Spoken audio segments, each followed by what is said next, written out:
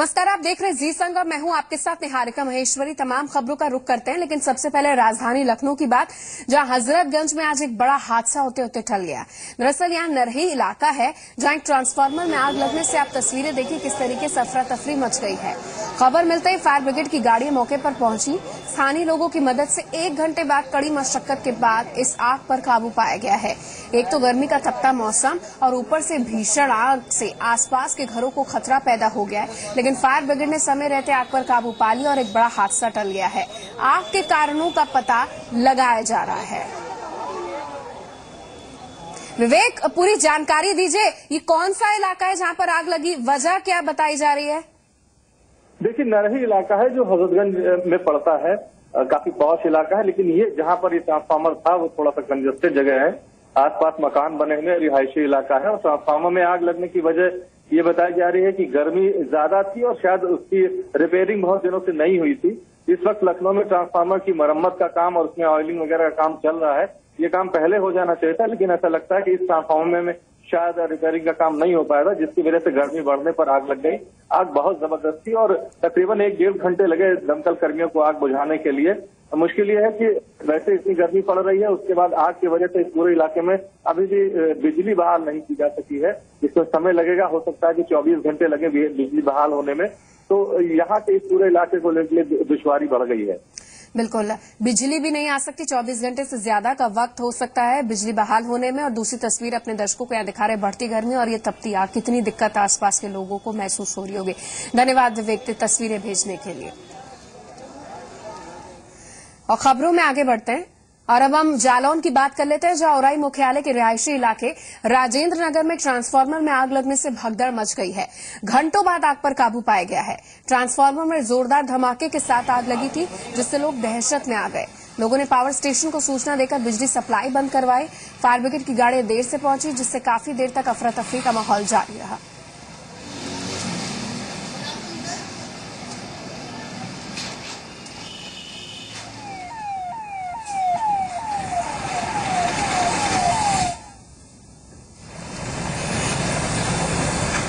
तो आग से दिक्कतें यहां पर पैदा हो रही हैं। 45 डिग्री के पार टेम्परेचर पहुंचा उत्तर प्रदेश के कई क्षेत्रों में।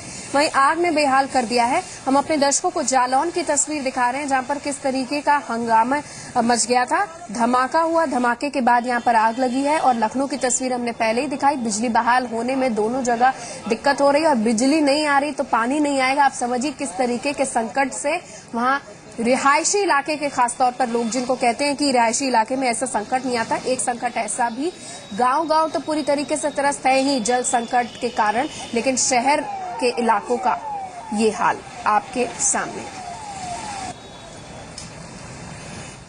आगे बढ़ते कुछ और खबरों का रुख करते हैं। रामनगर वन प्रभाग के फतेहपुर और कालाढूंगी रेंज के 4 हेक्टेयर से ज्यादा इलाके में शनिवार को आग लग गई थी। इससे वन संपदा को भारी नुकसान की आशंका जताई जा रही है। फिलहाल वन विभाग को आग पर काबू पाने में थोड़ी सफलता जरूर मिली है, लेकिन अब तक पूरी तरीके से आग पर काबू पाया नहीं जा सका है। आसपास के इलाकों में धुएं से स्थिति पूरी तरीके से आप देखिए कैसी हो गई है। इलाका कॉर्बेट से ये सटा है और इन जंगलों में वन्य जीव और पक्षियों की कई प्रजातियां प्रवास करती हैं। आग से इनको भी नुकसान पहुंच सकता है। नुकसान पहुंचने की यहां उम्मीद जताई जा रही है।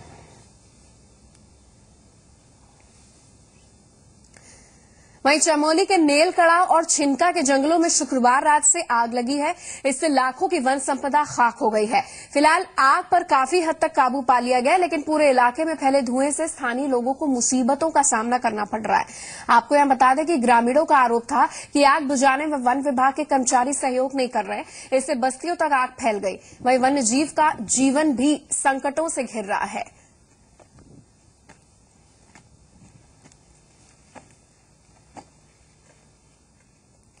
और आगे हम रुक करते हैं बदायूं का, जहां पारा 45 डिग्री के पार पहुंच चुका है। गर्मी से जनजीवन अस्त व्यस्त है। लोगों को बाहर निकलते समय परेशानी का सामना करना पड़ रहा है। गर्मी से बचने के लिए लोग गन्ने का रस, बेल का शरबत, नींबू की शिकंजी के साथ साथ पूरा पानी की व्यवस्था उन्होंने कर रखी है पीने की। ऐसी गर्मी में बिजली की कटौती ने भी लोगों की दिक्कतें बढ़ा दी हैं, क्योंकि बिजली जब नहीं होगी तो पानी कैसे चढ़ेगा। बच्चों में डायरिया का खतरा बढ़ा है। एक्सपर्ट्स के मुताबिक गर्मी से बचने के लिए शरीर को ढककर बाहर निकलें, ज्यादा से ज्यादा पानी पिएं, जूस पिएं, हीट स्ट्रोक पर जरा सी भी लापरवाही ना बरते, तुरंत डॉक्टर के पास जाएं।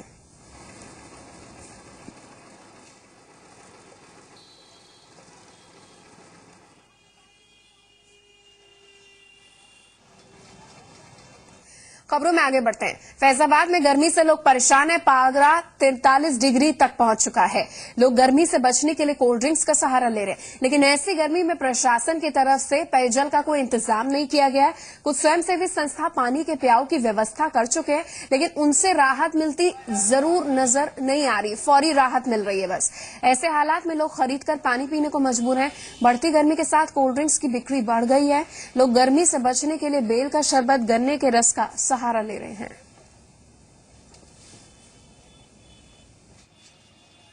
गर्मी का सीजन है। गर्मी में हम लोग बाहर से साइडों से टहलते हुए आते हैं तो भयंकर शरीर में गर्मी पैदा होती है। जब हम लोग बेल का रस ले लेते हैं तो शरीर में थोड़ी राहत हो जाती है और फिर हम लोग मोटरसाइकिल अपनी उठा करके आगे बढ़ते जाते हैं। कहीं बेल का शरबत पीते हैं, कहीं गन्ने का रस पीते हैं, कहीं पर मौसमी का जूस पीते हैं। इससे गर्मी में हमको राहत मिल रही है।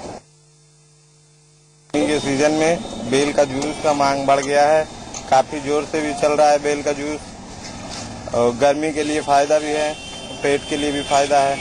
लोग थके मांजे आते हैं, एक गिलास बेल का जूस पीते हैं। आगे बढ़ते, उत्तराखंड के पहाड़ी क्षेत्र में बढ़ते तापमान से लोग त्रस्त हैं। श्रीनगर के गढ़वाल में जहां शनिवार को तापमान 40.9 डिग्री तक पहुंच गया, वहीं रविवार को तापमान करीब 40 डिग्री तक पहुंच गया। वहीं हैप्रेक यानी कि high altitude plant physiology research centre ने प्रदेश के जंगलों में लगी आग को तापमान बढ़ने का सबसे बड़ा कारण बताया है। ये तस्वीर आप देखिए, और उत्तराखंड में खासतौर पर गर्मियों में ऐसी तस्वीरें आम हो जाती है। एक ये सड़क की तस्वीर, ये बच्चों की तस्वीर, और एक तस्वीर भयावह जो जंगलों से उत्पन्न होती है और इस रूप में नजर आती है, जिससे मवेशी हो गए, वन्य जीव हो गए, सबको नुकसान पहुंचता है। पेड़ के पेड़ जो अच्छी प्रजाति होती है वो नष्ट हो जाती है। अभी 35 से 40 डिग्री के बीच में जो है कि तापमान पहुंच गया है। इसके जो है कि कारण ये भी है कि तो बारिश नहीं हो रही है, और दूसरे में जो है कि श्रीनगर के आसपास जो है कि जंगलों में आग भी लगी हुई है, जिससे कि ये तापमान जो है कि बढ़ता हुआ दिखाई दे रहा है। और इसमें जो है कि उमस जो है कि अधिक जो है कि हो रही है। गर्मी बढ़ी है तो पानी की किल्लत भी होने लगी है। ऐसे में कौशाम्बी जिले की एक नगर पंचायत ने पानी बर्बाद करने वालों के खिलाफ जो मुहिम चलाई है वो काबिले तारीफ है। नगर पंचायत ने पानी की बर्बादी करने वालों पर जुर्माना लगाए जाने का फरमान दिया है। मामला करारी नगर पंचायत का है। करारी नगर पंचायत के लोगों की प्यास बुझाने के लिए 4 नलकूप, 2 पानी की टंकियों की व्यवस्था की गई है। इससे नगर पंचायत के घरों में पानी की सप्लाई की जाती है, लेकिन नगर वासियों की लापरवाही के कारण इलाके के कई घरों में पानी नहीं पहुंच पाता है। लोग अक्सर पानी जरूरत का जो पानी है इस्तेमाल करने के बाद नल को खुला छोड़ देते हैं, जिस कारण पानी की बर्बादी से कई घरों को पानी की किल्लत से जूझना पड़ रहा है। यानी कि जो पहले हमने बोया वो हम काट रहे हैं, लेकिन अब हम सावधान हो गए। तमाम कोशिशें हुई, उसके बावजूद भी जब पानी की बर्बादी नहीं रुकी तो करारी नगर पंचायत प्रशासन ने लोगों की आदत सुधारने के लिए और पानी की बर्बादी रोकने के लिए पानी का नल खुला छोड़ने वालों पर जुर्माना लगाने का फैसला किया है। नगर पंचायत करारी प्रशासन ने लोगों को पानी की बर्बादी के प्रति आगाह करते हुए इस बात की मुनादी करा दी है कि जिससे साफ तौर पर बताया गया है कि लोगों को घर या बाहर पानी उनके बहता दिखा पाया गया तो 100 रुपए चुकाने होंगे जुर्माने के रूप में। इसके बाद भी नहीं सुधरे तो कानूनी कार्रवाई। नगर पंचायत के इस फैसले का इलाके के सभासदों ने समर्थन किया है, क्योंकि एक अच्छा फैसला है। एक जो क्लीशे दकियानुसी सोच चली आ रही उससे दूर एक जागरूकता भरा एक फैसला यहाँ पर है। घूम घूम कर लोगों को पानी की अहमियत यहाँ समझाने में पंचायत के लोग जुटे हुए हैं।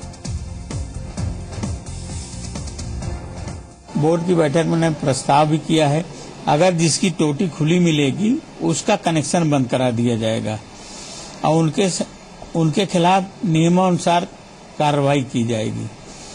और पानी के बहुत महत्व है और हिंदू मुसलमान दोनों में, और पानी की हर जगह समस्या है।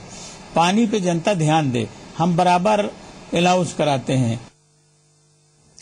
संभल में चंदौसी के लोग साफ पानी के लिए परेशान हैं, लेकिन नगर पालिका ने राहगीरों की प्यास बुझाने के लिए शहर भर में 1.5 करोड़ के वाटर कूलर लगवा दिए। डॉक्टरों के मुताबिक नगर पालिका का पानी पीने लायक नहीं, लोगों को बीमार कर रहा है। जलकल विभाग के अधिकारियों के पास पेयजल के टीडीएस लेवल के बारे में कोई जानकारी नहीं, न ही पानी के सैंपल टीडीएस लेवल के लिए भेजे जा रहे हैं।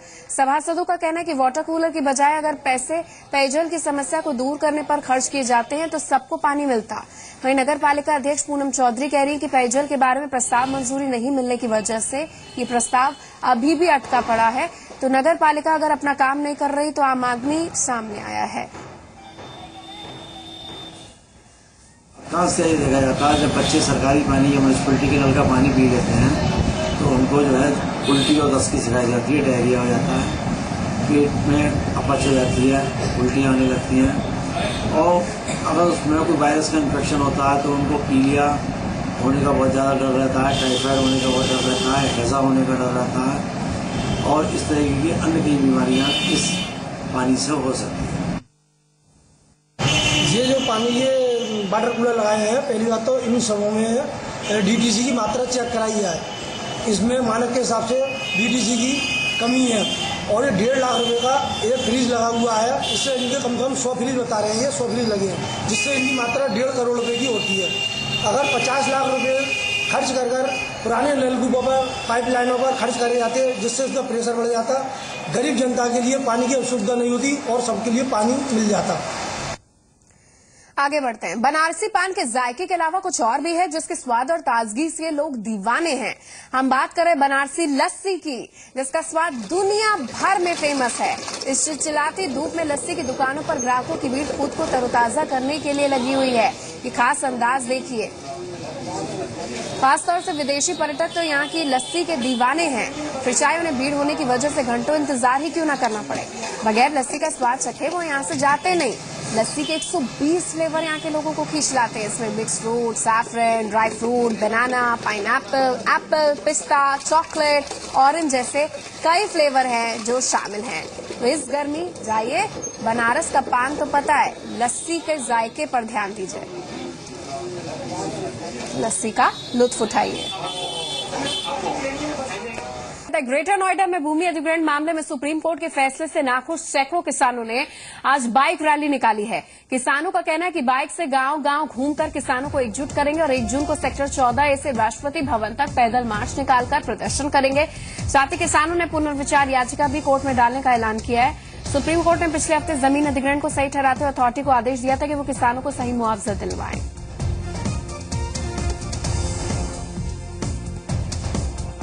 अमित, ये बताइए कि किस तरीके का विरोध किसान कर रहे हैं और अगर नोएडा से पैदल मार्च है तो ऐसे पहले कई पैदल मार्च हुए जिसको वहीं पर रोक दिया गया दिल्ली जाने से पहले, तो क्या तैयारी ऐसे में किसानों की? देखिए निहारिका, किसानों की माने तो जो कोर्ट का आदेश, हाई कोर्ट ने आदेश दिया था बढ़ा हुआ मुआवजा और विकसित भूखंड देने का, वो वादा प्राधिकरण अभी तक पूरा नहीं कर पाया है। प्राधिकरण कभी जमीन न होने की बात करता है, कभी पैसा न होने की बात करता है। सुप्रीम कोर्ट में जो अधिग्रहण रद्द करने की किसानों की याचिका थी वो सुप्रीम कोर्ट ने खारिज कर दी। प्राधिकरण के पक्ष में और बिल्डरों के पक्ष में वो फैसला आया था, तो उसको लेकर अब किसानों का साफ तौर पर कहना है कि प्राधिकरण के अधिकारियों से वो लगातार मिलते रहे, पहले भी मिलते रहे, कई बार प्रदर्शन भी करते रहे, बावजूद उसके जो उनको बढ़ा हुआ मुआवजा मिलना था वो नहीं मिल पाया है। लगातार वादे प्राधिकरण अधिकारियों की तरफ से दिए जाते हैं। इसको लेकर वो पुनर्विचार याचिका दाखिल करेंगे कोर्ट में और साथ ही साथ 1 जून को 14A से लेकर राष्ट्रपति भवन तक मार्च निकालेंगे और अपना विरोध प्रकट करेंगे। हालांकि इसकी परमिशन अभी तक नहीं हो पाई है कि दिल्ली में ये पैदल मार्च निकाल भी पाएंगे या नहीं, लेकिन किसान काफी आक्रोशित देखने को लग रहे हैं और गांव-गांव जाकर अब बाइक से लोगों को, जो किसान हैं, उनको एकजुट करने की बात। मुद्दा क्या है, किसका ये विरोध करें, कौन सा ऐसा पेच फंसा है जो इनको नागवार गुजरा है सुप्रीम कोर्ट का? देखिए निहारिका, सुप्रीम कोर्ट के फैसले से इन्हें इतनी नाराजगी नहीं है। इन्हें नाराजगी नोएडा और ग्रेटर नोएडा यमुना प्राधिकरण के उन अधिकारियों से है जो किसानों को 64% बढ़ा हुआ मुआवजा देने के आदेश के बाद भी अभी तक किसानों को मुआवजा नहीं दे पाए, या कई किसान ऐसे हैं जिनकी जमीन का अधिग्रहण कर लिया गया, उन किसानों ने अभी तक मुआवजा नहीं लिया है, वो अपनी जमीन नहीं देना चाहते हैं। तो इस तरीके से वादा खिलाफी का जो आरोप है वो प्राधिकरण अधिकारियों पर लगा रहे हैं। किसानों को कोई दिक्कत नहीं है अगर समय से उनका बढ़ा हुआ मुआवजा मिल जाता है या जो विकसित भूखंड है वो मिल जाता है, तो किसान उस बात पर भी सहमत होते हैं। लेकिन कोर्ट ने आदेश जरूर दे दिया है। कोर्ट के आदेश के बाद नाफरमानी की गई, इसको लेकर किसान सबसे ज्यादा नाखुश हैं। धन्यवाद हमें जानकारी देने के लिए। 1 जून को पैदल मार्च का ऐलान। आगे बढ़ते खबरों में गाजियाबाद के कमला नेहरू नगर में मुआवजे की मांग को लेकर किसान पानी की टंकी पर अभी भी चढ़े हैं। किसानों ने सीपीडब्ल्यूडी के अधिकारियों को बुलाने की मांग की है। दरअसल यहां के रजापुर गांव के किसानों की जमीन सीपीडब्ल्यूडी ने ली थी, लेकिन किसानों का आरोप है कि उन्हें अभी तक मुआवजा नहीं मिला है। ये जमीन सीबीआई अकेडमी और कुछ दूसरे सरकारी निर्माण के लिए की गई थी।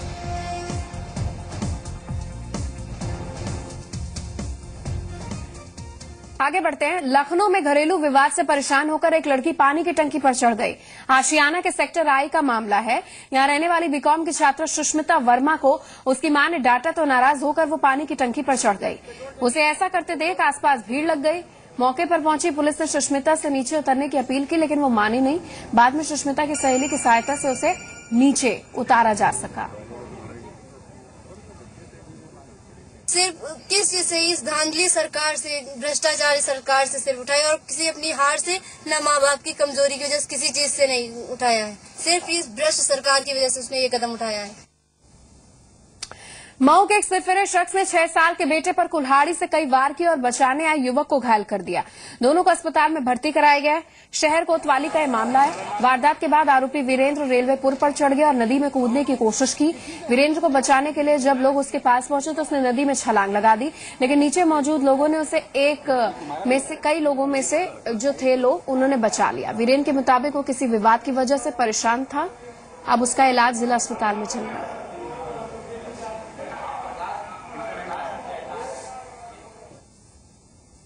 बागपत के मनोज वशिष्ठ एनकाउंटर मामले में मनोज को इंसाफ दिलाने के लिए लोगों ने दिल्ली पुलिस के खिलाफ अपना विरोध जताया है। दरअसल आज मानव अधिकार संरक्षण संगठन के कार्यकर्ताओं ने दिल्ली पुलिस की शव यात्रा निकाली और दिल्ली पुलिस के खिलाफ नारेबाजी की। वहीं कार्यकर्ताओं ने एनकाउंटर में शामिल पुलिसकर्मियों के खिलाफ कार्रवाई की मांग की है। इतना ही नहीं, उन्होंने चेतावनी दी है कि अगर दोषियों के खिलाफ कार्रवाई नहीं हुई तो वो लोग हाईकोर्ट जाएंगे और दिल्ली की पानी सप्लाई भी बंद कर चक्का जाम करेंगे। आरोपी पुलिसकर्मियों को फांसी दी जाए, उनके खिलाफ हत्या का मुकदमा दर्ज हो, सीबीआई जांच हो। कार्रवाई नहीं होती तो बड़ा आंदोलन किया जाएगा। राष्ट्रीय मानवाधिकार अपने स्तर पर हाई कोर्ट में जाम कर देंगे। अभी विरोध में हम आज चेतावनी दे रहे हैं, उसके बाद हम आंदोलन करेंगे। 16 तारीख में दिल्ली पुलिस ने मनोज जी का वशिष्ठ जी का इनकाउंटर कर दिया है, जो कि ना तो वे टेररिस्ट हैं ना कोई अपराधी हैं। जबकि ये टेररिस्ट भी कोई अपराधी होता है ऐसे पुलिस पकड़कर जेल में डालती है। इन्होंने उसका तुरंत ही एनकाउंटर का नाम पर हत्या की है। विरोध में दिल्ली पुलिस की अर्थी निकाली है जी। केंद्र सरकार के गृह मंत्री कौशाम्बी में हिट एंड रन मामले की बात करें तो सड़क किनारे सो रहे एक परिवार को स्कॉर्पियो ने अपनी चपेट में ले लिया है। इस हादसे में घायल मां बेटे की इलाज के दौरान अस्पताल में मृत्यु हो गई, जबकि पिता बेटा घायल है, जिन्हें सीएचसी सिराथू में भर्ती कराया गया है। बताया जा रहा है कि स्कॉर्पियो सवार चालक नशे की हालत में था। पहले गाड़ी बिजली के पोल से टकराई और हादसा होने के बाद ड्राइवर मौके से फरार हो गया। पुलिस ने शव को पोस्टमार्टम के लिए भेज दिया। अज्ञात चालक के खिलाफ मामला दर्ज कर जांच जारी है। गश्त में थे, गश्त के दौरान अजुआ चौकी से लोकेशन मिला कि एक्सीडेंट हो गया। हम लोग वहां पहुंचे तो वहां देखा कुछ लोग मजरूब लोग बड़ा घायल हो गए। उनको हम लोग भिजवाए सिराथू से उनको रेफर करा गया इलाहाबाद, लेकिन रेफर करने रास्ते के दौरान ही मौत हो गई लोगों की। 2 लोग थे घायल, 3-4 लोग थे कम से कम, लेकिन जो 2 लोग बहुत ही गंभीर रूप से घायल थे। आगरा के बाजारों में महिलाओं का निकलना मुश्किल हो गया है।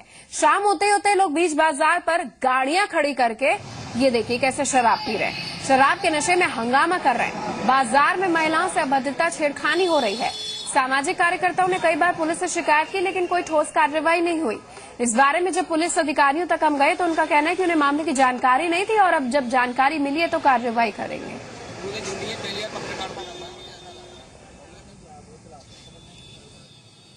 इस चीज को लेकर के हमने प्रशासन में काफी कंप्लेंट्स भी की है, इसको बात हमने रखी भी है काफी दफा, पर इस पे कोई कार्रवाई नहीं होती है। संगम नगरी इलाहाबाद में भोजपुरी महाकुंभ लगा है। यहां संपन्न हुए राष्ट्रीय भोजपुरी सम्मेलन में भोजपुरी को संविधान की 8वीं अनुसूची में शामिल करने की मांग तेज है। देश के विभिन्न राज्य के अलावा मॉरिशस, सुरीनाम, ब्रिटेन से आए भोजपुरी के जानकारों ने भोजपुरी के प्रचार प्रसार की संभावनाओं को बढ़ाने की रूपरेखा तैयार की है। इसके लिए पूरे देश में एक जन आंदोलन शुरू करने का खाका तैयार किया गया है। इसके साथ ही प्रधानमंत्री को चुनाव के वक्त किए गए वायदे को याद दिलाने के लिए दिसंबर में बनारस में पहला विश्व भोजपुरी सम्मेलन आयोजित करने का फैसला लिया गया। दरअसल मोदी ने जब भोजपुरी को 8वीं अनुसूची में शामिल करने का भरोसा दिया था तो वो अभी तक पूरा नहीं हो पाया है। सम्मेलन की अगुवाई मॉरिशस से आई भोजपुरी स्पीकिंग यूनियन के अध्यक्ष जो हैं सरिता बुधू इनका नाम है, इन्होंने की है और इसमें गुजरात राजस्थान के पूर्व राज्यपाल भी शामिल हुए। इस समाज ने अगर ये शुरुआत की है कि 8वीं सूची में पहुंचे तो अच्छी बात है। मैं कामना करता हूं कि ये लोग अपने इस प्रयास में सफल हों।